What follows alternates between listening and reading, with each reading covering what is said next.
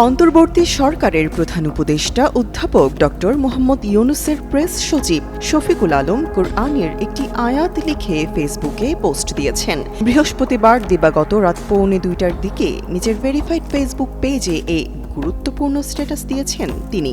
Facebook পেজে তিনি লেখেন, নাসরুম মিনাল্লাহি ওয়া ফাতহুন করিব। এর অর্থ আল্লাহর সাহায্য এবং বিজয় নিকটবর্তী। এটি কোরআনের সূরা সফ এর 13 নম্বর আয়াত।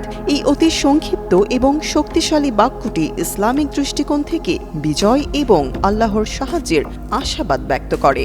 অনেকে এটিকে একটি গুরুত্বপূর্ণ রাজনৈতিক বার্তা হিসেবে গ্রহণ করেছেন।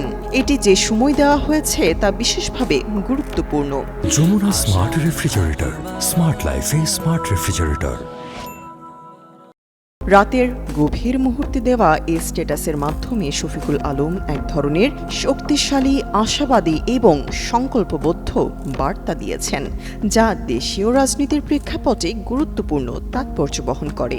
এই স্ট্যাটাসটি সামাজিক মাধ্যম সহ বিভিন্ন মাধ্যমে ব্যাপকভাবে শেয়ার ও আলোচনা শুরু হয়েছে।